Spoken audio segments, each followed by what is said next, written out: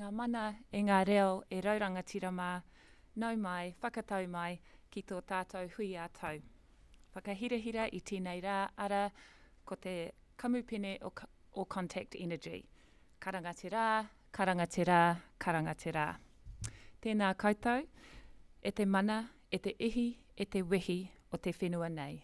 E mau nei ki ngā tikanga o mātua o tupuna, he paupaua mo te iwi whānui o te atiawa, nui tonu, ngā mihi. E kore e mutu, te tangi kia rātou kua wheturangitia, haere atu rā. Kia tātou e pai nei, tēnā tātou katoa. Ka hoki mai, kia tātou e tau nei, koutou i haere a tinana, koutou i whakaata mai, tēnā koutou. A kua nei tonu ka puta e tō koutou puari, ngā āhuatanga katoa o ngā mahi Pākehi, mo te tau kotahi, ki muri nei, nō reira, tēnā koutou, tēnā koutou, tēnā tātou katoa. We acknowledge the people of this land, Te Atiawa Whānui. We acknowledge those loved ones who have passed since we were here a year ago, and we welcome you all today to this annual shareholders meeting. Tēnā koutou. Ena mana, ena reiho, ena karangatanga maha, tēnā koutou katoa. Good morning everyone, and welcome to Contact's annual shareholders meeting. My name is Rob McDonald and I'm the chair of the Contact board. On behalf of the Contact board and all of our people across Aotearoa, New Zealand, I would like to welcome you to the 2023 annual shareholder meeting. This meeting is being webcast for shareholders who have not been able to attend in person, and I also welcome those who are watching online. For those guests who are here in person, in the unlikely event of an emergency, if the fire alarm sounds, please follow the instructions of the venue staff and leave down the central fire exit stairwell located opposite the conference office to the hotel lobby and continue to the assembly point on Featherston Street. In the event of an earthquake, please drop, cover, hold, and then follow the directions of the venue staff. As a quorum is present and due notice of this meeting has been given, I declare the meeting duly constituted and open for business. I'd like to introduce others with me on the stage. To my immediate right is our Chief Executive, Mike Fuge. Next to Mike is Rukumawana Schafthazen, Sandra Dodds, Victoria Crone, John McDonald, and Eleanor Trout. Other members of the Contact senior leadership team are also here today, as well as representatives from the auditors, EY. As you will have noted, today's meeting started with a greeting from Rukumawana, followed by Contact's Waiata, Mai I Runga, which is our customarily sung to support the greeting. We do this because it's important to acknowledge our relationship with our iwi stakeholders and the fact that we use New Zealand's natural resources to generate energy, of which our iwi partners have an interest in. Today's meeting will commence with addresses from me as the chair and from the Chief Executive, Mike Fuge.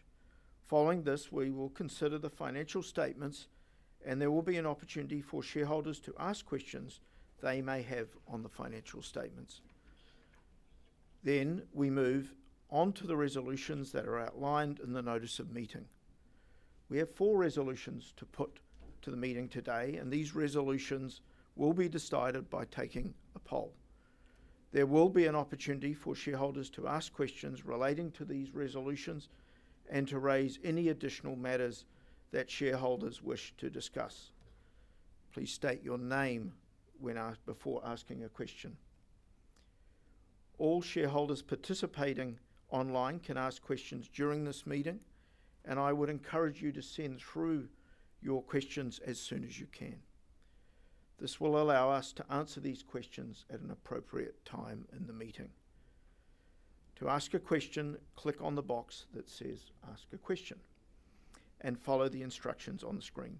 Please note, questions may be moderated, or if we receive multiple questions on the same topic, then they may be amalgamated together. If we can't answer a question in the meeting, we'll answer it in due course via email. I provide you with further instructions in relation to voting as we progress through the meeting. If you encounter any issues, please refer to the virtual annual meeting portal guide, or you can phone the helpline on 0800 200 220. Let's get underway.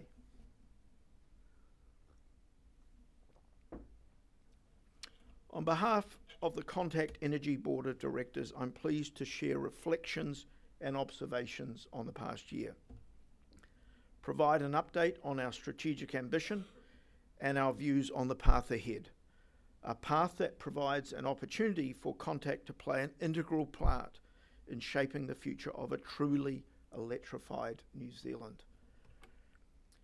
The past year is best characterised by our ongoing investment in renewable generation, our commitment to decarbonise our portfolio, and our ongoing transformation of Contact to ensure that we are well positioned for the future. Before I start, I want to acknowledge and thank my fellow board members, our CEO Mike Fuge, and the entire Contact team, who again have put in significant effort this year. It has been a year of solid financial performance achieved in an environment that has included unprecedented weather events and New Zealand and international economic headwinds.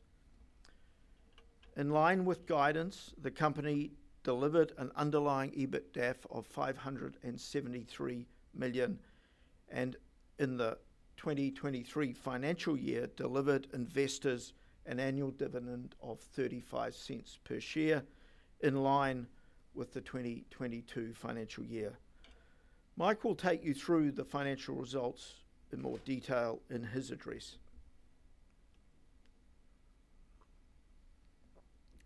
As Chair, I want to reiterate the commitment and focus on delivering Contact 26 strategy to build a better New Zealand by being a leader in the country's decarbonisation. We're now in the third year of Contact 26 strategy. I'm pleased to say that Contact is delivering against this strategy.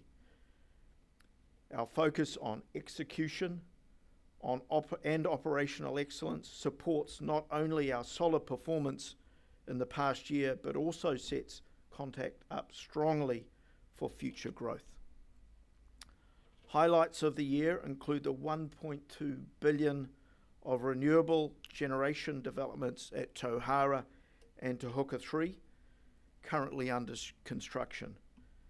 Contact's pioneering energy agreement with industrial giant New Zealand Steel, which will remove 1% of New Zealand's emissions.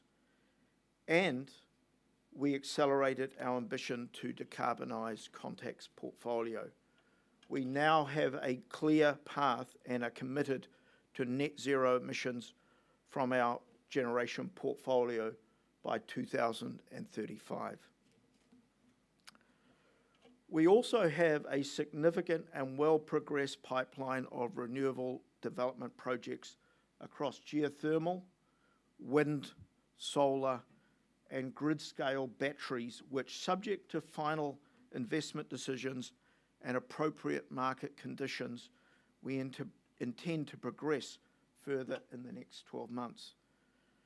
This month, we updated the market that the online date for Tauhara is moving from the first quarter of 2024 to the third quarter of 2024. Tauhara near Taupo is a nationally significant renewable energy project which will have a substantial impact on the country's transition to electrification. Tauhara is an important development for both Contact and the country. Tauhara was more than a decade in the planning stages, so it stands to reason, as we work through the stages of commissioning, we take a prudent and pragmatic approach to coming online. As with all projects of this magnitude and complexity, the final stages and commissioning is complex. The board has full trust and confidence in the team that they will deliver.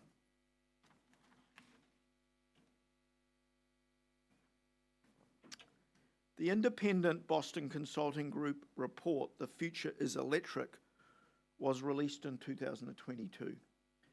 We were a large part of the large stakeholder group, including gentailers and major distribution companies, who commissioned this important analysis. BCG identified the significant level of investment across generation, distribution, and transmission required to both decarbonise the energy sector and to support the broader decarbonisation of the economy through electrification. Prudent investment in new generation requires reasonable investment certainty, certainty of government policy, and certainty the government will not crowd out private sector investment and allow for infrastructure to flow. We're optimistic, given the signals from the incoming government, that the pathways for investment and subsequent decarbonisation of our economy for the good of New Zealand and the planet will be clear. We have been concerned about the impact of the proposed battery project at Lake Onslow that was intended to address dry year risk. I'm pleased that the parties involved in the incoming government have indicated they intend to shelve the ongoing work on Lake Onslow. It will be a sound decision to cancel ongoing evaluation of a speculative, risky, and extremely expensive venture that continued to undermine certainty in the market, a condition necessary for accelerated investment in renewable generation by the private sector.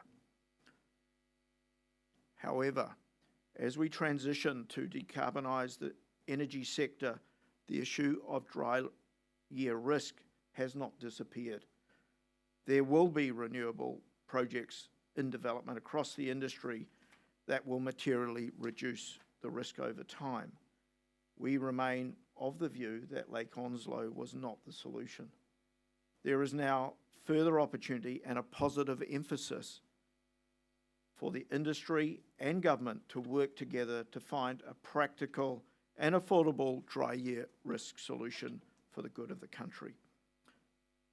The BCG report also highlighted that current regulatory settings for both transmission and lines companies may not be consistent with or appropriately support the significant investment required to transition to a renewable energy future.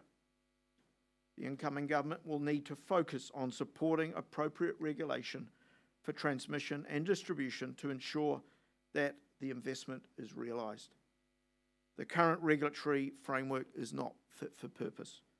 The government needs to work quickly and effectively to develop a new framework to enable investment in those areas if we are to achieve New Zealand's carbon reduction targets in the coming decades. Contact plays an important role in supporting New Zealand industry to decarbonise and help build and contribute to a healthy economy. The New Zealand aluminium smelter continues to indicate a desire to maintain operations at TY Point beyond 2024. The smelter is valuable to our country and our economy, particularly as a significant exporter. It is also highly carbon efficient in its production of premium aluminium, as well as a major contributor to the Southland economy. The New Zealand aluminium smelter has also signalled that the smelter can play a key role in addressing dry year risk through demand response. We believe that the fundamentals for green and high purity aluminium production at TY remain strong. We have played our part in supporting an extension. It is now up to others. It would be a travesty if the parties could not reach a satisfactory agreement that gave certainty to the people of Southland and to the New Zealand economy.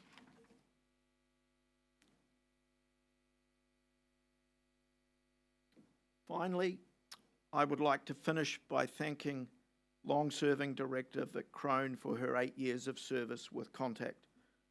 Vic, who has also served on the Audit and Risk Committee, is retiring from Contact this month to pursue new endeavours. We appreciate the expertise and insights and guidance that Vic has shared during her time with us and wish her all the best. I'd now like to present a small gift to Vic. And let me just tell you what, this is a stylised taniwha with a manahi on top. The manahi is a guardian figure linked to your future and taking the ethos of mā taniwha with you, but guided and protected by your past mahi and people. The panamu is kokopu, a rare type of stone not often seen. It is a strong piece, and so are you.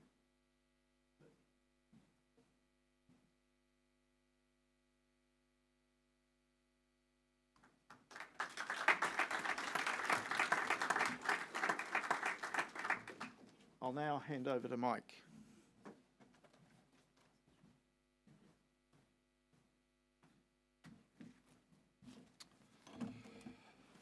Tēnā koutou, tēnā koutou, tēnā tātou katoa, nā mihi nui ki a tātou katoa, ko Mike Fujaho, te kaua waka haere atamata hiko, tēnā koutou, tēnā koutou, tēnā tātou katoa. Good morning, I'm Mike Fuge, the Chief Executive of Contact Energy, and you are very welcome here this morning.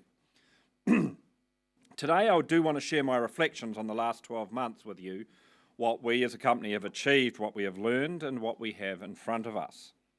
We're now into the third year, as Rob said, of our Contact 26 strategy, with the vision to build a better Aotearoa by leading the decarbonisation of our country, the place we all call home. Our strategy remains to grow demand, grow renewable development, decarbonise our portfolio, and to create outstanding customer experiences. This strategy remains sound. It is delivering on our strong commitment to decarbonise, to invest, to grow and deliver shareholder value. We're now deep into execution mode in what has been a year that's been characterised by significant investment, continued transformation, and demonstrable progress against this strategy. As Contact transforms and grows, we remain focused on operational excellence, using the learning from this period of change and expansion to continuously improve the execution of our strategy. I am, as CEO, incredibly proud of the 1,200 people that work for Contact and the Contact team and what they have achieved. They are a team of dedicated professionals who every work day come to work passionate about the part they play individually in helping us reach our goal of net zero from our generation activities by 2035. But more on net zero later. In terms of business and financial performance, looking at our achievements in the last financial year, our business underlying performance has remained resilient in a volatile environment. We have delivered a solid financial performance with underlying EBITDAF growth to $573 million, a 5% increase from the previous year. Contact's profit after tax was $127 million. This included an onerous contract provision for the Aharoa gas storage facility, and on an underlying basis, our profit was $211 million. This solid performance was delivered despite soft short-term wholesale market conditions, the highest hydro inflows in post-market history, and the North Island's rainfall being the highest on record. For those who live in Auckland will know it well. This resulted in lower spot market prices and saw spot prices actually separate between the North and South Islands. We responded to these conditions by reducing our thermal generation to the lowest in Contact's history. This decision bore good financial results and lowered our greenhouse carbon emissions. We continue to carefully manage our existing operations to optimise our performance while focusing on investment in renewable generation and innovation and decarbonising their portfolio. This includes the $1.2 billion of construction and commissioning currently underway, a very strong pipeline of potential geothermal, wind, solar and battery investments the measured retirement of thermal generation, and investment in digital innovation in retail and the generation arms of the business. As the benefits of this investment is realised, we anticipate a sustained uplift in earnings and shareholder returns and cash flow in future years to come. Our FY24 normalised and expected EBITDAF guidance of $600 million remains in place. In terms of growing demand for our renewable energy is very strong. Our watershed moment came in May when we announced a pioneering energy agreement with the industrial giant New Zealand Steel. We will provide 30 megawatts of energy for its new $300 million electric arc furnace in a unique arrangement that will enable this industry leader to scale down production in peak demand time or supply shortages. This flexible peak-off-peak fleet feature is also a part of a significant step towards meeting New Zealand's climate change goals, and once in operation, this feature will remove 800,000 tonnes of greenhouse gas emissions annually. This is the same as taking 300,000 cars off the road permanently, or 1% of New Zealand's total emissions. It is an outstanding example of how we, in industry, with smart thinking and a partnership mindset, can work together for the good of the planet and of the motu. The trend continues with accelerating opportunities, with other industrial companies exploring similar opportunities to decarbonise industrial heat processes and cut their fossil fuel use. And so to Tiwai. We believe strongly that decarbonisation of our economy should not mean the deindustrialisation of our country. As Rob has said, the New Zealand aluminium smelter at Tiwai is valuable to our economy. It is a significant exporter and a major employer and contributor to the Southland economy. Contact has provided Tiwai with commercial terms for a long-term agreement to support a tranche of its electricity requirements. Like New Zealand Steel, demand response opportunities at Tiwai offer an opportunity to support New Zealand's energy security, with the ability to scale down production if required in the event of supply shortages and peak demand. It is time we all move forward from talking and got this settled. In terms of renewable development, I do want to give you an update on our $1.2 billion of renewable generation sites currently under construction, along with an update on our pipeline of potential geothermal, wind, solar and battery investments. As we go on a journey of decarbonisation and to make a real difference to the world in which we live, we're going to have some tough experiences. Being a leader is bold, and at times you have to pause and regroup in order to move forward. As history shows continuously, there are challenges and opportunities whenever there is a big change. Stopping or ignoring the challenges of climate change is simply not an option. To improve the outcomes for New Zealand and to play our part in the country's future electric demands requires grit, determination and focus. We play the long game in leaving our legacy for good, a legacy for future generations. We have announced that Tauhara and Taupo is now expected to come online in Q3 2024, delayed from Q1 2024. Building a geothermal plant is complex. We're working through a range of commissioning issues at the development, including the remediation of underperforming steam field valves and liquid handling systems, as well as the implications of a related steam hammer event. Given the range of commissioning issues identified, some elements of the steam separation plant will require further design and modification, which are underway. It is because of this that the timeline has been impacted. With the expectation to have the plant online in Q3, this will be at least at the initial design capacity of 152 megawatts, and we're targeting the full planned outage of 170 megawatts by the time Tauhara's first statutory outage is planned, following further optimisation and plant modifications. This is not the outcome we were targeting when we started commissioning. The commissioning stage in any geothermal project is when unknowns such as this are brought to the fore and we can apply mitigations. The on-site team are expert in major infrastructure and geothermal development and are focused on minimising this delay while ensuring the highest standards of process safety first on this asset, tauhara, that will serve future generations.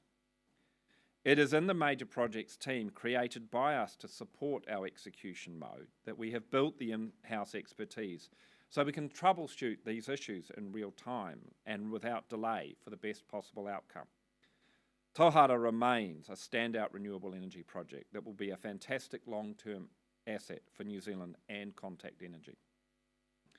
Contact knows the importance to New Zealand of quality infrastructure and rebuilding in this executional capability. In line with international best practice, we have stronger processes for the front-end design. We now apply modern digital design tools and have significantly bolstered our in-house capability and capacity with the setting up of the Major Projects Division led by Jack Ariel, who himself has significant depth of developing large infrastructure programs internationally. Our second project, Te Huka 3, is now more than 66% complete. It is ahead of schedule and with all major equipment now here in New Zealand or in transit. Te Huka 3, next to our existing Te Huka geothermal station, will be a single unit binary plant at 51.4 megawatts with carbon capture capability from the very first day. Once operational, it will produce clean, renewable electricity that will operate 24/7 and, in common with all geothermal generation, is not reliant on the weather. Our GeoFuture project, while subject to a final investment decision, will see us replace the original Wairaki geothermal plant commissioned in 1958 and move existing operations away from the Waikato River, increasing the efficiency and generation capacity from the Wairaki geothermal source. After a comprehensive and long engagement with the local community and tangata whenua, we received consents to operate for the next 35 years on the Wairaki steam field. As part of our commitment to reducing and mitigating the impacts on the environment, we are reducing significant our impacts on local waterways. Through GeoFuture, we will be able to stop all operational discharge of geothermal and cooling water into the Waikato River. We are confident that of the lessons that we have learned and the changes made since we made Tauhara's final investment decision, which we have started applying with Te Huka 3 and we have very much applied for GeoFuture to ensure much improved performance in the future. This learning will also apply to our proposed wind, solar, industrial grid-scale batteries. We will ensure the business cases and market conditions are absolutely right for the final investment decisions for these projects. For our customers, we've worked hard to ensure it's good to be home for New Zealanders in our retail business. We're stepping beyond the big stuff to help everyday Kiwi homes decarbonise, and it's working. The FY23 year saw us finish with over 589,000 customer connections with a net back growth of 11% on the previous year. Connection growth continues to increase with, as of this month, total customer connections is just shy of 600,000. Also growing is the uptake of innovative products to help Kiwis lower their carbon emissions by making a small change to their own behaviour. More than 66,000 customers are now using either our Good Nights plan, where electricity is free between 9 p.m. and midnight, or the Dream Charge plan, which gives EV owners cheaper rates between 11 p.m. and 7 a.m. So far, 84 million hours of free off-peak time has been used by Kiwis choosing these products. Next month, Good Weekend launches, incentivising our customers to use weekend off-peak energy, further reducing the need to use gas or other fossil fuels at peak times. Our brand tracking research shows that we are second equal for brand trust among New Zealand energy providers. Our Net Promoter Score, the number of customers who say they'd recommend us versus those who would not, increased again this year from +39 to +41. 66% of customers say Contact is easy to deal with. And so that turns to our legacy for good. As a company, we're an integral part of the daily life in New Zealand, and we're acutely aware that our every action, good and bad, has a marked impact on the well-being of our communities, today and in the future. This was acknowledged in the December 2020 2022 when we joined the Dow Jones Sustainability Asia Pacific Index, achieving the second highest ranking of any New Zealand company. We are delighted to be ranked among the best. It reflects where we are and a sense that people are appreciative of businesses that put words into actions rather than just talk about ambition. This year we took the step of accelerating our ambitions to decarbonise our own portfolio. We now have a clear path to achieve net zero emissions from our generation operations by 2035. The focus on an orderly transition to renewable energy generation, to retire baseline gas generation, and to invest and innovate to support the eventual retirement of our peaking plant, along with targeted sustainable forestry investments, has given us the confidence and a clear pathway to commit to net zero for our generation operations by 2035. It takes courage to take steps forward and to improve the outcomes for communities and for people. As we go on our decarbonisation journey and commit to making a difference, we're going to have some tough experiences, but fundamentally, this is the right thing to do. Decarbonisation is our legacy for good. Ngā mihi nui, tēnā koutou, tēnā tātou katoa.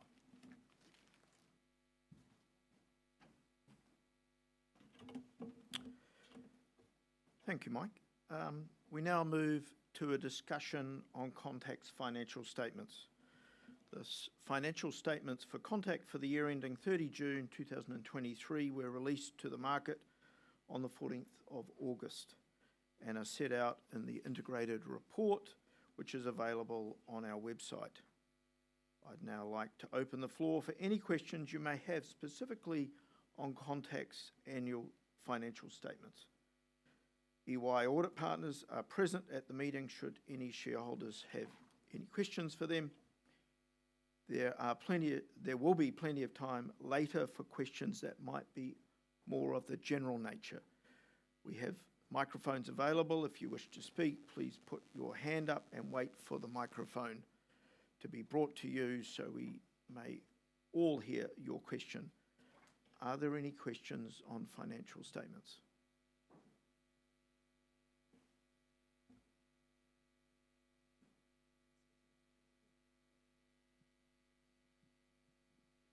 Kia ora.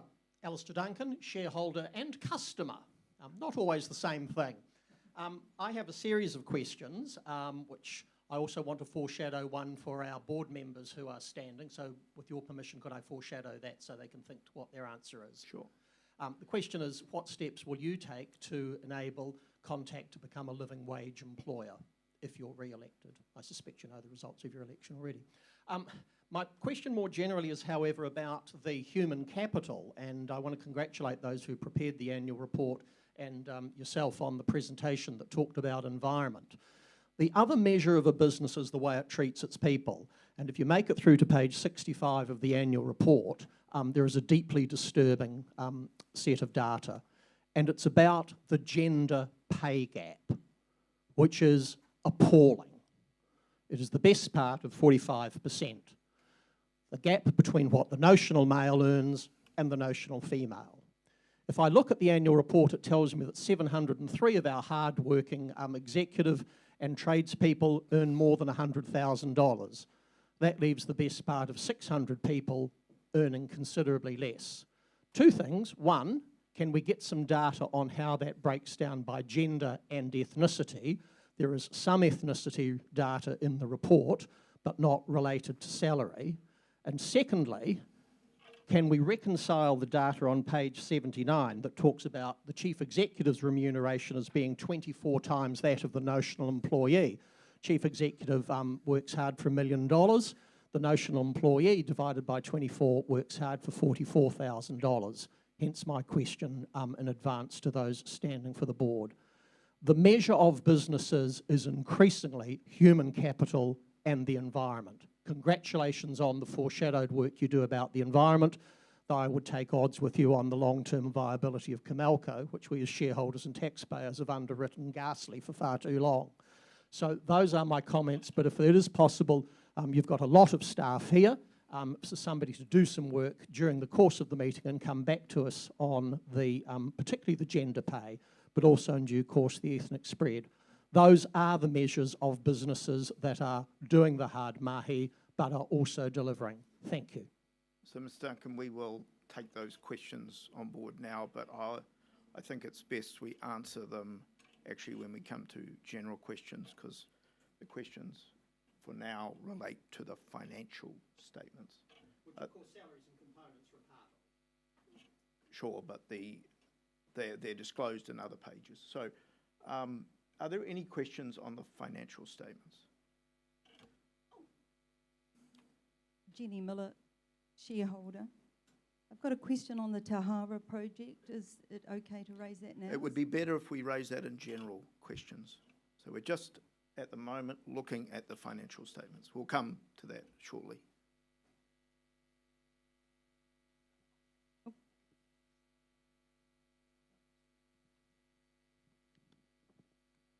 Robert Murray, shareholder. That $84 million undue contract, unexpected contract thing that you had to write off this Onerous year. contract, yes. Yeah, onerous, that's the word. I can't actually put my head on it, but I have a feeling that we've done that before. And there's been a couple of other times over the years when contractors had to actually drop off huge amounts, write off huge amounts.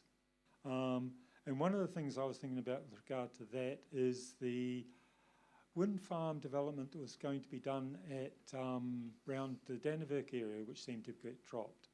So is this failure of the management, or is it just unavoidable? And can we avoid it?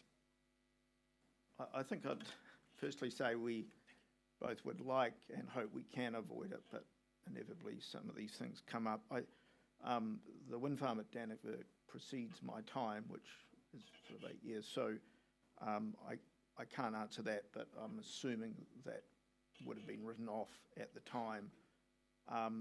This is the first time in my memory of being at Contact we have had an onerous contract of that similar or an amount of this size. And it's obviously a disappointment, but and there's undoubtedly lessons here for us as we look to have others operate what were formerly our assets, and that's not a criticism of how it's operated, but it simply means you're not in control. And so from that perspective, the mode of operation, the things that have occurred, and predated the sale and leaseback as well, and not known to us, have meant that subsequently it hasn't performed at the level. It's improving now, but we felt, given the sort of need we have for gas going forward, particularly as TCC comes out, that it was appropriate that an onerous contract provision was made. Mike, I'll get you just to comment more on any specifics around AGS. Yeah, look, the key in AGS was that from a perspective of technical performance, the reservoir did experience some water ingress, which led to suboptimal performance. And the approach we've taken was, number one, to be entirely transparent about what is happening, to make sure we assemble some of the best experts in reservoir management in Australasia to understand what's happening. The joint teams have a clear way forward, but the write-off on the performance of the asset in terms of the contract was part of that process of just getting a good understanding of what's happening. Okay, are there any other questions? Yes. Jenny Miller again. Can I raise directors' fees? That would be better. Yeah, it's more of a general nature.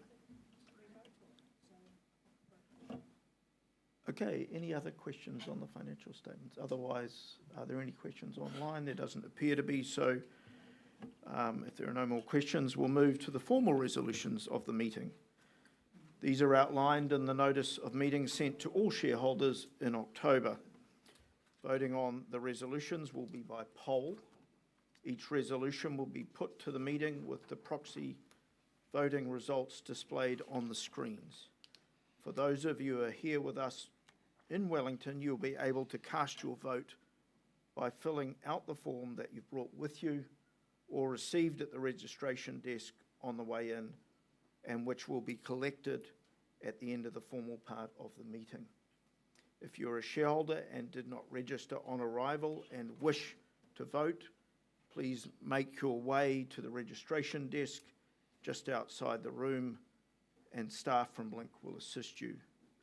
If you're both a shareholder and a proxy holder, or a shareholder company representative, or have more than one holding, you would have received a separate voting card for each holding. When you vote on the resolutions, please complete all voting cards given to you at registration. For those attending the meeting online, to vote, you will need to click Get Voting Card within the online meeting platform. You will be asked to enter your shareholder or proxy number to validate.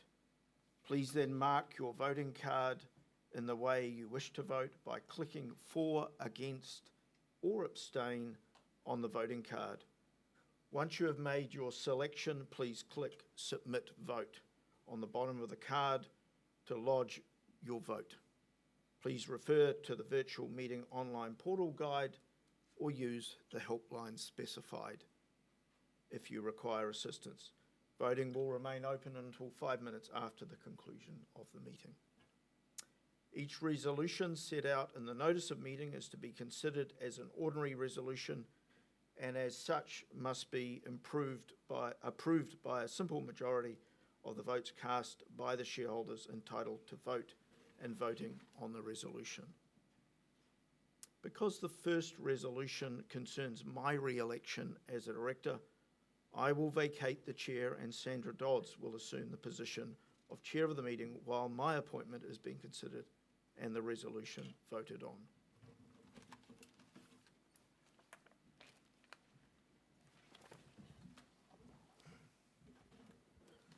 Thank you, Rob. It's my pleasure to move that Robert McDonald be re-elected as a Director of Contact. Rob was first appointed to the Contact Board in November 2015 and has been the Board Chair since 2018 and is also a member of the People Committee. A brief biography for Rob is set out in the notice of meeting. The Board unanimously recommends that shareholders vote in favour of this re-election. I'd now like to invite Rob to speak in support of his re-election. Thank you, Sandra. I'm honoured to have this opportunity to continue my involvement with Contact Energy and stand for re-election to the Board of Directors. I'm passionate about making a contribution to one of New Zealand's most important companies and to play my part in leading the decarbonisation of the sector, as well as support the broader decarbonisation of the economy through electrification. I've been a director of Contact since 2015 and was last re-elected in 2021. To me, it is clear Contact's job is an important one. The past year has been one of unprecedented investment and transformation as we remain committed and focused on Contact 26 strategy.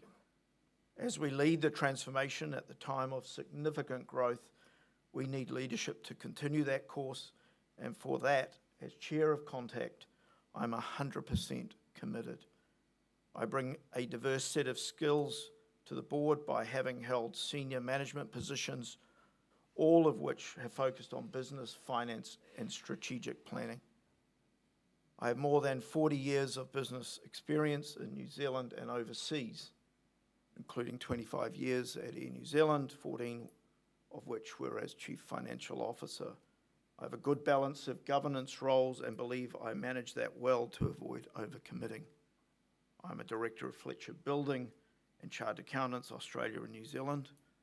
Upon conclusion of my term in June 2024, I'll retire from Chartered Accountants. I was very recently appointed to ASX-listed company fleet partners. In my mind, I see the role as providing Contact's CEO and leadership team with guidance, support, and strategic advice, and the chair is a bridge between executive management and the board. The role of the chair is also to create robust and constructive discussions and challenge between board and leadership team to enable Contact to thrive and succeed. And most importantly, to deliver to shareholders. For the next 3 years, I want to continue building and developing to the future we have set, and to ensure when I step down, as this will be my last term, there will be a seamless transition. Thank you for your continued support. Rob, did you have an answer to my question, please? Well, do that with the questions. Thank you very much. Looking forward to it. Thank you, Rob. We're now going to open the floor for any questions, so My apologies for preempting. no problem at all. Could you repeat the question again? Thank you, I certainly will. It will assist your colleagues refresh their mind. Assuming you're re-elected, brackets, I suspect you know the results, close brackets, what steps would you take to ensure that Contact becomes an accredited living wage employer?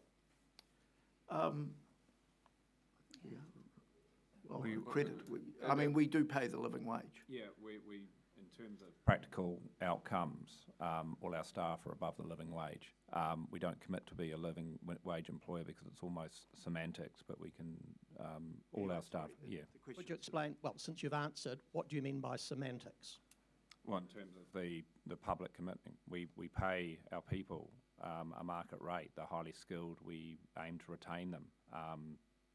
Not on your latest job advertising. You're advertising customer roles at $44,000. That's less than the living wage.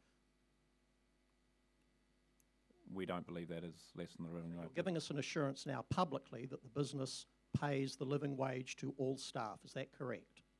That is our understanding, yes. Certainly did last year. We'll review it if it's not the case So last this year. year you did.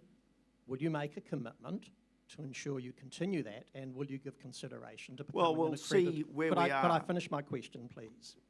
And will you make a commitment as a candidate seeking my vote today to consider accreditation? Well, that's all right. You're not... You can vote another that's way. a question. The issue is, and I'm going to come to... We can talk about words or we do action. And so I'm happy to have that. Accreditation would be an action. Yeah, but it's It's in a some yes, no respects it's answer. words. Will you make I a don't really commitment? want to get into an argument over this. Standing for office, a yes-no answer is appropriate. We will look at what we think is the appropriate market. Not we, you. You are the only person standing right now. What's your position to assist us vote? My position is the company will look at the relevant market circumstances at the time.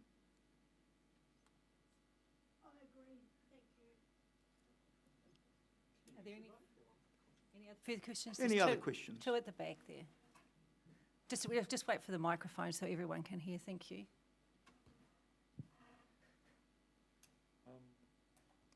I notice in your précis of the job role as chairman of the board, there was nowhere you were providing guidance to the business.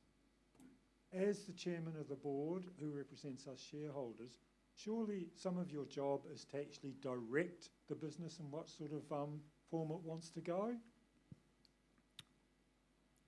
I think I would sort of describe, and the comments I made at the end of my speech, ultimately all directors are individuals and they come with different views to the board, but we try to act as a team and give that guidance and sometimes direction to the board, to the leadership team. But ultimately, it is the leadership team that brings forward a strategy, and that's reviewed, commented on, discussed, and often views and directions given and modifications made. So it becomes, the board environment's a very collaborative team environment, but individuals bring their own views and thoughts. To sort of characterise the chairman as being directive, I think, in my view, would be a wrong characterisation. If on occasions the board gives strong views to the management, you could characterise those as directive if you wanted to. I don't see it that way, but it is very much, as I say, collaborative and a team environment. And there was another question from the floor. Thank you. Yeah, Andy Leslie, shareholder, customer. The notice says that you were last elected in the 2020, and if I heard it right, you said 2021, so just purely clarification, please. Sorry, could you say that again? The notice says you were last elected in 2020, and if I heard you correctly, you said 2021, so just purely clarification, please. It was 2020, sorry, it was 3 years ago, yeah. Thank you. Are there any further questions from the floor? Yes, Jen. Jenny Miller, shareholder. Last year in Auckland, Mr McDonald, you gave me an assurance that you would not, so honesty and integrity as part of being a director, you gave an undertaking that you would not be using auditors for other work, and you've actually gone back on that, and I'm disappointed, especially when you were so angry at me. So have you got any comments on that? Because at this stage I want to vote against you as a director. Yeah, so firstly, I'm disappointed you thought I was angry at you. But in terms of the auditors, a couple of things here. With the auditors, we transitioned. This is EY's first year, so there's some residual from the past with EY. It's strictly speaking, the sort of key disclosure is over the financial statements assurance. What you will see at Contact and many other companies in New Zealand is that non-financial statement assurance is going to grow. And it's going to grow because we will be looking to our auditors to do more assurance as required under the climate standards that come. So there will be more assurance of non-financial data. I still see that very much as assurance, and their independence remains. But the only other thing going on with, I think EY is some salary survey data, which is sort of past history as well. Just disappointing. Thank you. Are there any further questions from the floor? If not, we'll ask, are there any questions from online? No, there's no further questions. I would now ask you to please complete your voting card beside Resolution 1. Please either vote for, against or abstain in the appropriate place on the voting card. Thank you.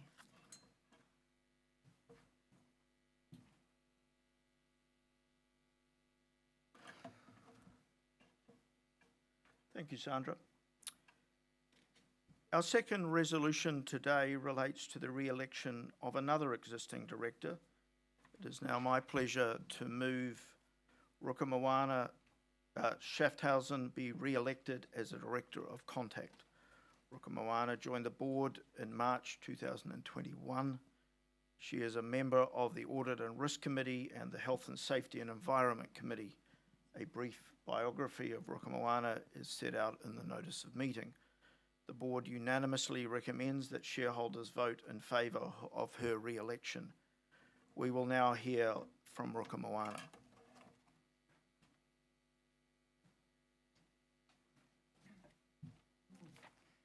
Tēnā tātou anō. Thank you for the opportunity to talk with you today. I am also seeking re-election as a director of Contact Energy. I want to do all that I can to continue to serve Contact's vision to help build a better Aotearoa through leadership in New Zealand's decarbonisation, as you have heard. As an organisation, Contact is working hard to keep pace with the communities in which we operate. I believe Contact's vision means being a good kaitiaki, a good steward of the environment, helping our communities to thrive by being a good neighbour and by creating collaborative, respectful partnerships with tangata whenua. I will continue to bring that voice to the Contact board table. My governance of more than 25 years scans iwi, public and private sector boards and continues to position me to make a strong contribution to the strategic direction of Contact as outlined in the Contact 26 strategy. The electricity sector has many complex challenges, balancing security of supply and affordability, investing in renewable energy, reducing reliance on fossil fuels, and that is just a glimpse of the intricacies of the industry. The role of leadership is more important than ever. As a board, we must be agile, informed, and open to collaboration, taking the time to understand our stakeholders. We need to co-create strategies with our stakeholders to ensure we are well equipped for the future, a future we can all thrive and flourish. Meaningful dialogue at the board table also means looking into and examining what it takes to deliver and take action on authentic environmental, social and governance matters. Energy companies are the social and economic heartbeat of our communities, and we must continue to give confidence to our investors and shareholders regarding sustainability, diversity and inclusion. I am proud to have served on the Contact board the past 2 years, and on your behalf, I look forward to contributing to the long-term vision of the organisation, the sector's future and the communities in which we operate. Nō reira, tēnā tātou katoa. And perhaps if I can just respond, Mr. Duncan, thank you for your question, and it's a very important question. And I can assure you that it is this board's commitment and our chairman that we look after our people. As you've heard, we're not an accredited employer. However, we always aim to pay at or above their living wage. So my commitment to you today is to ensure that if that ever changed, where we're not paying at or above, I will personally follow up. So, kia ora.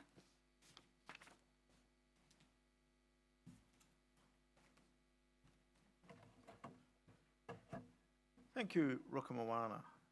I now invite discussion on the resolution. Are there any questions that shareholders present or online would like to ask Rukumoana?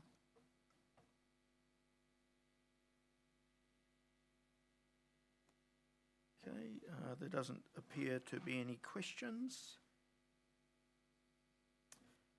Please now complete your voting card besides Resolution 2. Please indicate your vote by marking either for, against or abstain in the appropriate place on the voting card. Our third resolution today also relates to the re-election of an existing director. It is my pleasure to move that David Smole is be re-elected as a director of Contact. David joined the board in October 2018. He is a member of the Health, Safety and Environment Committee. A brief biography for David is set out in the notice of meeting. The board unanimously recommends that shareholders vote in favour of his re-election. Unfortunately, David has tested positive for COVID-19 and is in isolation this week, so is unable to be here in person. David has dialed in to and attend the meeting and has recorded his re-election speech via video, which we will watch now.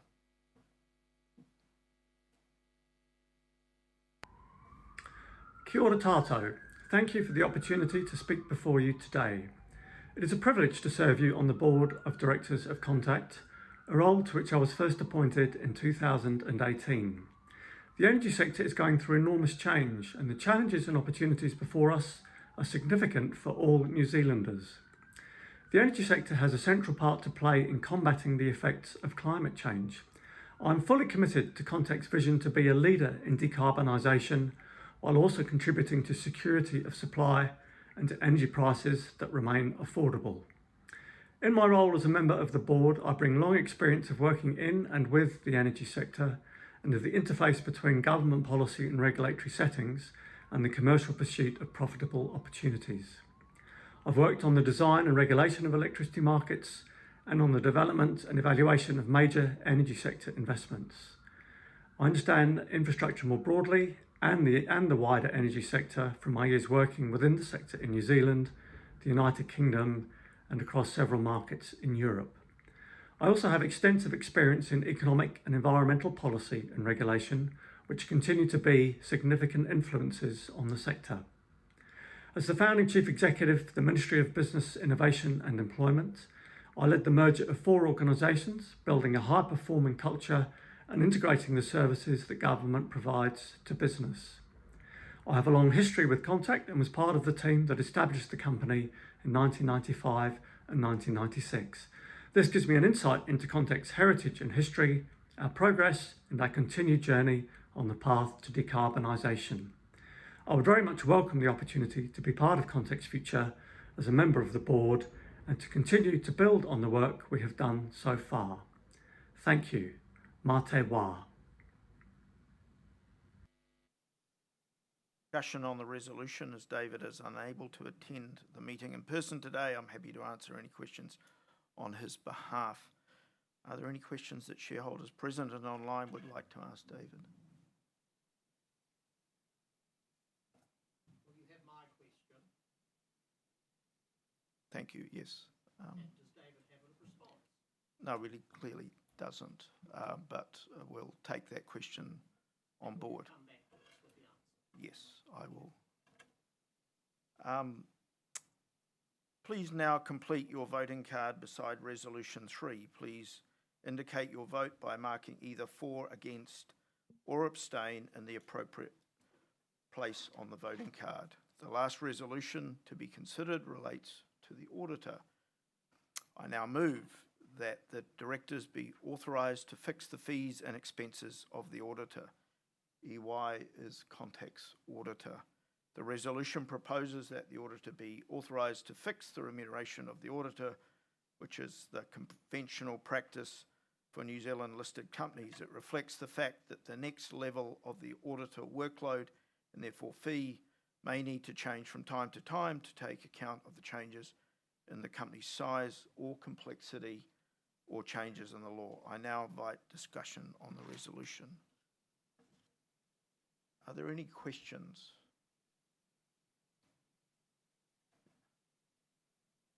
There doesn't appear any questions.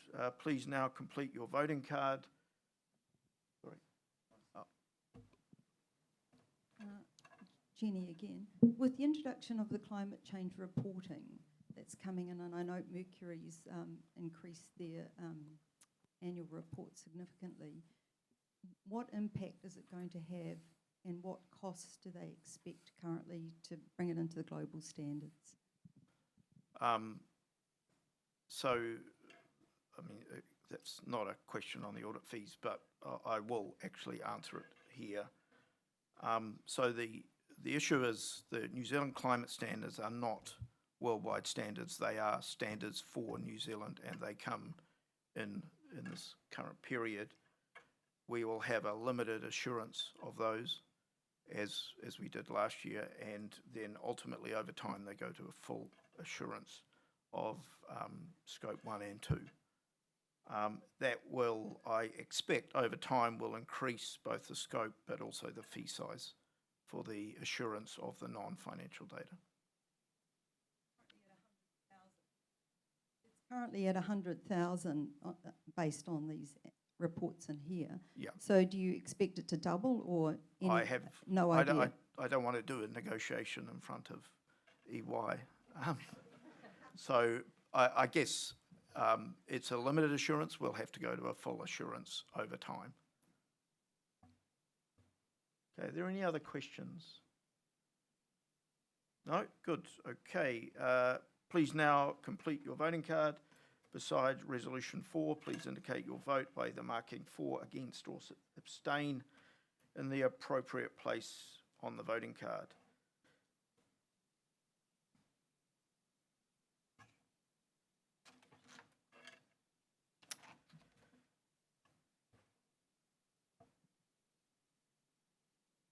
Have all those that wish to vote voted? It would appear so. Link Market Services will now collect your voting papers. Please place your voting paper in the ballot boxes as they are passed around. Shareholders participating via the virtual meeting website should now submit their votes online. Meeting will remain open until 5 minutes after the conclusion of the meeting. Sorry, I might have misheard you. I thought you said we had till 5 minutes after the conclusion of meeting to vote. Online. Oh, okay, thank you. It's, yes, if you could put your voting in now.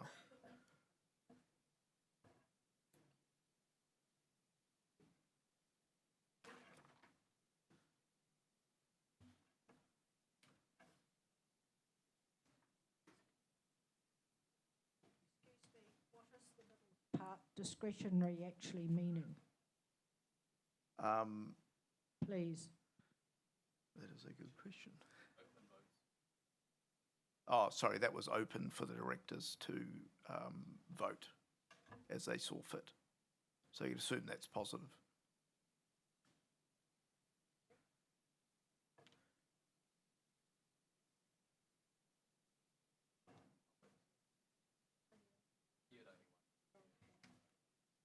Okay. For the information of shareholders, here are the proxy votes received for the 4 resolutions. The votes will be counted and the results announced to the NZX and ASX this afternoon. We now move to the fun part of the business, the general business. This is your opportunity to discuss anything we have not already covered or ask questions of the board or management team. Does anyone present or online have a question? I will go straight to this issue of gender pay, the pay question. The gender pay gap is not where we want it, but it is important to understand its context. And its context is very much a function of the history of Contact. In generation, we have highly technical roles and with long tenured employees where we have more males than females. Conversely, in the retail call centre area, we predominantly have female employees who are on much lower salaries and there is higher turnover than generation. The point I want to make there is I look at our contact centres and I think they are an important part of the company. Many companies would take their contact centres overseas, and that would certainly solve a bit of our problem. We believe we provide into Levin and Dunedin an economic contribution that wouldn't otherwise be there.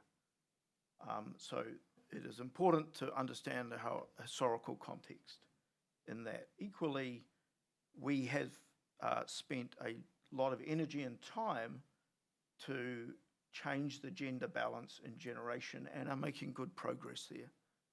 And are quite pleased with the sort of talent, and particularly female talent, coming both into the hydro, but also particularly the geothermal. So if you go to the geothermal team in Taupo, you will see some highly qualified, very specialised and very talented females, and we're very proud of that. If you look at similar role pay, and that's where we put in a grade and say a like-for-like role, it's 98% similar. And that 2% is largely an experience thing, which is now closing. So I hope that answers that question. So let's go to the floor. Is there any general questions? I have a supplementary question having received your information. Thank you. You've identified that jobs largely done by men are paid significantly more than jobs largely done by women. You've talked in the document about remuneration measures. Have you conducted internally a gender-neutral job evaluation so that whether it is men or women dominant in the call centre, they're paid a decent salary, because at the moment they're not. Well, that's your view. Well, and that is... It's 1/24th of what we pay the chief executive. And when I ring someone on the phone, they're the most important to me as a customer. Yes, and I appreciate that. So, just so we're clear... a simple question, have you conducted a gender-neutral job evaluation? Well, I would put to you the gender-neutral job evaluation is what I just said. The gender equity pay gap is 98%. So, you know, it is for like jobs. That is not the legal definition of pay equity. Jobs largely done by women are compared to jobs largely done by men. That's my question. You'll have a bunch of HR people who know exactly what I'm talking about. Could you find out and come back to me so we don't continue this back and forth? Well, the point I'd put to you is that we are now, there is a greater flow of women, females into the generation area where the higher paid jobs are. And that's something we can't solve these things overnight. You're missing the point entirely. Clearly I'm not explaining it well. We have an act that says jobs largely done by men can be compared to jobs largely done by women to determine skill, effort, responsibility and working conditions. Those of us who've seen the work done in health have seen nurses get significant pay rises as a result of gender equity job comparisons. Have you done one? Simple question. Can I comment on that just to make sure that everyone is clear in the room and that we don't have misleading information? It's a backhanded slipe. I object to that and I invite you to withdraw. No, so our jobs are sized on the role and not gender. And I have daughters and I know the challenges we have of encouraging and retaining females in STEM-related jobs. They are by their nature higher paying. I have engineers on tauhara who in a year and a half have got over 2 decades of experience and we will fight to retain them. Our starting salary in the call centres is $55,000, just to be absolutely clear. We are absolutely proud of our efforts to resolve the gender gap. Our Grow Your Whānau policy is absolutely top of its game in Aotearoa. So I'm not going to stand here and watch our team be accused of things which, quite frankly, simply are not true. We're proud of the way we are... Accusations, I've asked questions. Choose your words carefully. We are proud of the way our hini taua in this company are retained and valued. And that is the important thing to note. Did you have a comment on my supplementary question, which was on the gender spread? I also asked about your ethnic spread.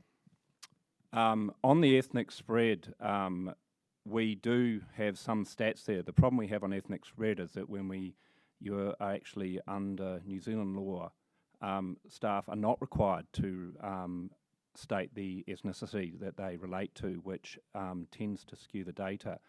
But within the company, we do have, as well as a women's network, we've just recently established a Māori Pacifica network, and we're very strong in the way that we do engage and we will engage in tangata whenua. Excuse me, Cheryl Scott. This man that keeps on asking questions to my left by about 4 or 5, could I please make a note of his full name? And then he's speaking in his own knowledge. So he's talked about the Act. What Act is he exactly talking about? And what is his background and reason for all these constant questions when I think the board, the chairman and is it Mike Fugo, have answered quite adequately, and I think it's time general rule at public company meetings, you're limited to how many questions you can ask, and I think his have simply ended. But may I have him, as he might have a microphone? No, I'm not interested at all. Okay, so we will stop there, and we're going to stop on this line of questioning. I think Mike has explained and answered it very fully. So let's move on to other questions. Sir. Peter Milne, shareholder. About the commissioning of Tauhara, there was the mention of the Steam Hammer event. Could someone please elaborate on it with what happened and what damage was caused, and were there any associated safety issues? Yeah, okay. So, right, you're going to get a process engineering lesson. What happened is that in the commissioning, we have to test our process safety systems very carefully because in a geothermal plant, as with any steam plant, what matters is how you handle the hot liquid. It's hot, it's 250 degrees Celsius, and it comes into the plant at 18 bar. What happened in this event is there was the intermediate pressure system which released some liquid into the header, which is the emergency header, and then the HP, the high pressure system, discharged an amount of liquid, which the moment it hit the header became atmospheric, and so it vaporized, and so that steam went down the pipe and it picked up the liquid that was already in the pipe and threw it against one or two of the elbows. So there was absolutely no loss of containment. All the systems worked as they should, but the pipe moved in the order of 500 to 700 mil as it went through. It's a violent reaction. And so that is a steam hammer event. So the systems worked. There was no loss of containment. We were testing for a situation which should never happen in the plant life, but that's the way we do things. We're looking for those rare events. And what we saw, we thought, actually, we can do that better, so that's what we're fixing up. Mr. Murphy struck again. It is a corollary to Murphy's Law, you could say that, yes.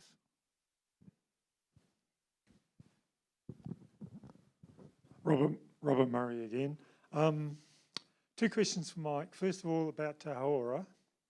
You said it's going to be up to maximum power, or its expected power generation, just as it reaches its first outage. That seems a little bit, first planned outage, that seems a little bit unreasonable.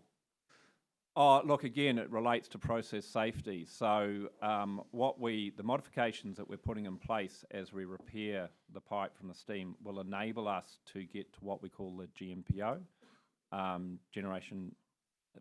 gross generation power output. And that's what we're looking to achieve first and foremost. There might be a possibility it goes a bit higher, but in order to get absolutely certainty on the 174 megawatts, which is what we call MCR, or that will be valves wide open, is that there's a few other modifications, increase in pipe sizes, removing reducers and elbows and things like that. And the pipe white, where the ideal thing is to actually do that on an opportunity basis, and that first statutory outage is absolutely the opportunity, we say, to get those pipe modifications in. So what we don't want to do is to be starting the plant up, stopping it, starting it, stopping it. So we're going to manage that shutdown and manage it well. Okay, regarding the decarbonisation, how does replacing the broken turbine at the peaking plant contribute to decarbonisation? I thought scrapping that particular turbine would have been a more sensible approach. Oh, look, the critical thing there is that the lights don't go off. It's one thing to, again, that's very much in line with our values, our core values set, is that, yes, decarbonisation is absolutely an objective, but we have to keep the lights on. And so firming electricity, providing firming to the power system is a critical part of our role. And so when the wind doesn't blow or the sun doesn't shine or both those things happen, we need to ensure that that plant is available. We're very confident that once we shut, once TCC shuts, our carbon emissions from the two peakers will drop to a minimal amount, and New Zealand itself will be up at sort of between 95 to 98% renewable, which is absolutely unheard of in the globe for a country this size. So keeping those peakers running for at least the next decade is a prudent thing to do. Okay, and a quick question for the board. I note that the dividend is less than 5% of our value of our shares. When's it going to go to 10? Yeah, well,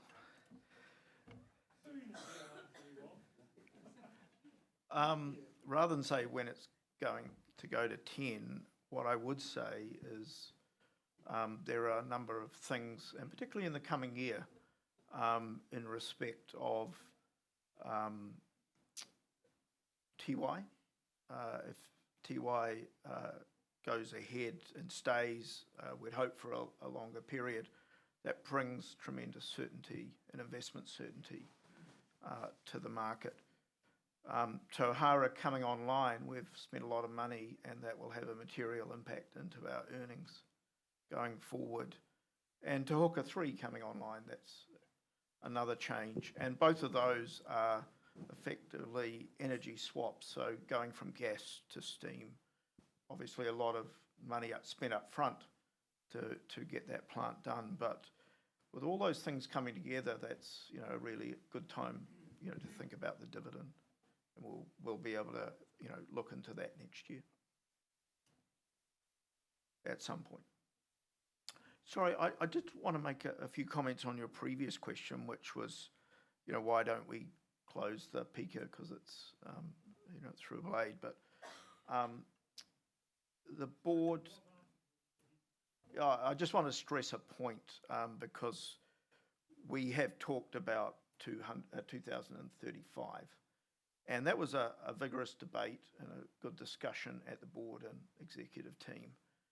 I'm hopeful we might do a little better than that, but the reality is, as a board, we sit there really mindful about the trilemma, and the trilemma is affordability, reliability and sustainability, and all three have to be there together, and it gets harder as you get further up that curve, and we are very clear about our role and not letting the country down in terms of being able to play our part in the reliability part of the trilemma.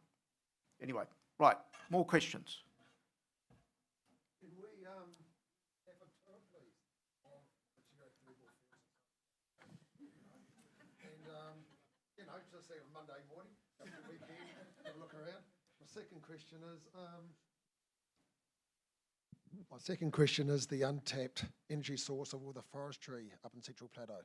Have you looked at the feasibility study for a cogen plant with the forestry byproducts sitting on the skid sites?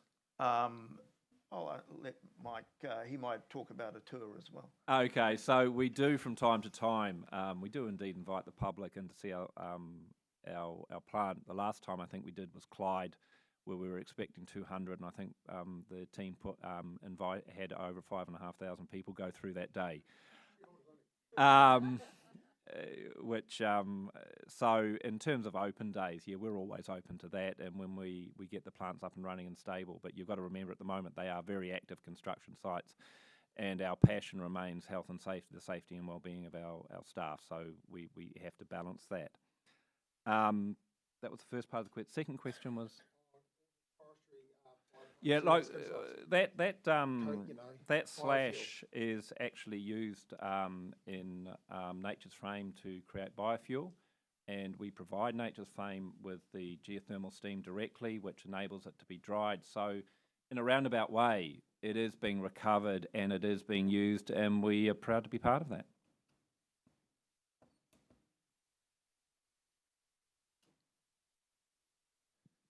Other questions? Thank you. Brian Busby, customer and shareholder. You're also a gas retailer. We have a continuous flow gas heater, which we depend on for our hot water, and we also heat a large amount of our home with a gas fire and other gas heaters. But you're talking about decarbonisation. Where is that going to leave us in the future? That's a great question.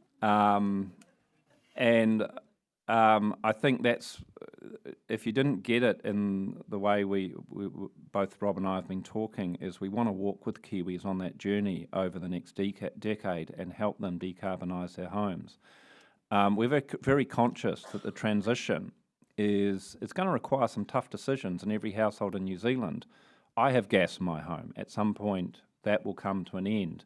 And so the intent is that we work with consumers about when it comes time to replace those gas appliances, is what they can transition to in an affordable way. But it's going to take a bit of time, and it might be 5 years, it might be 10 years, it might be 15 years, but we certainly want to walk on that journey with you.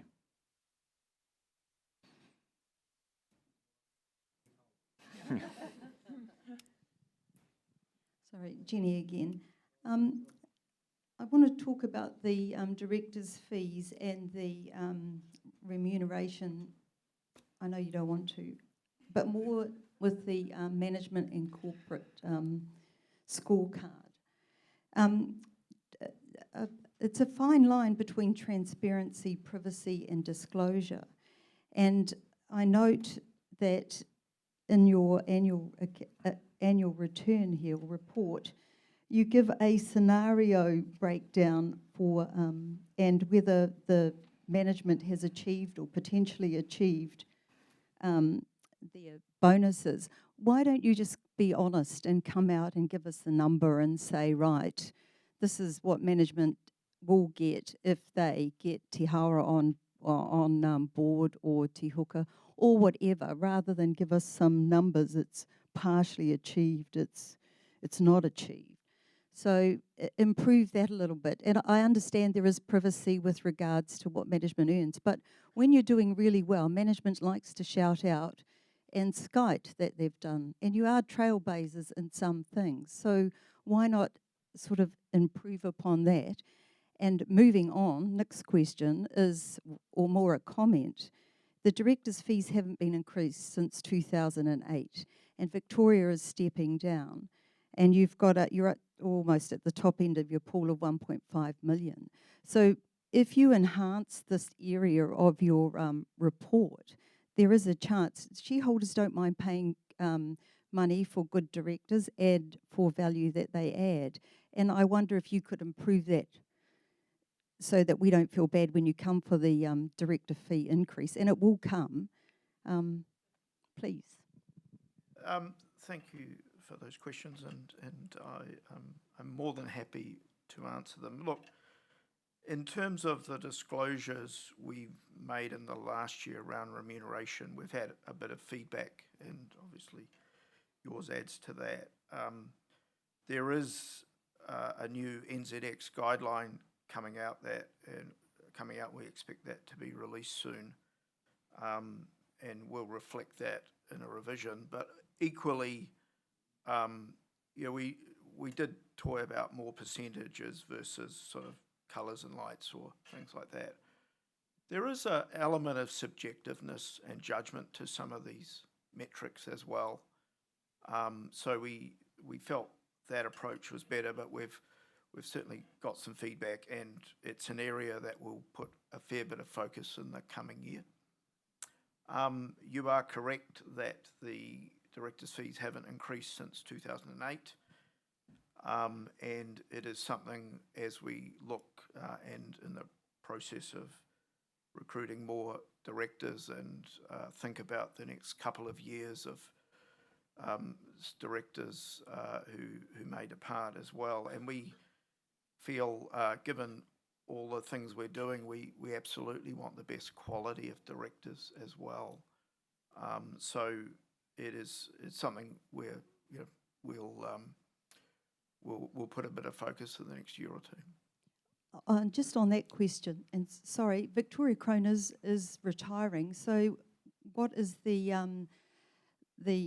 forward thinking of a new director and the skill set that they may require?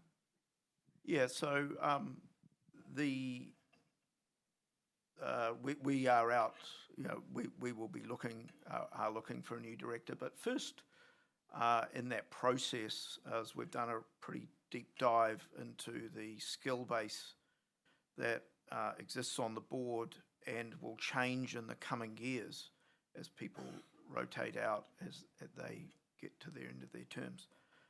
And so when we think about the sort of people we want on, there's also an element of overlap with those skills as well. And so that's something where the board is it's first on the agenda tomorrow.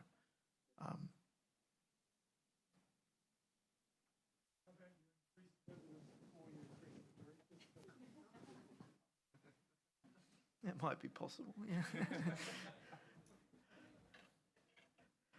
Okay. Are there any other questions? Okay. I don't believe there are any questions online.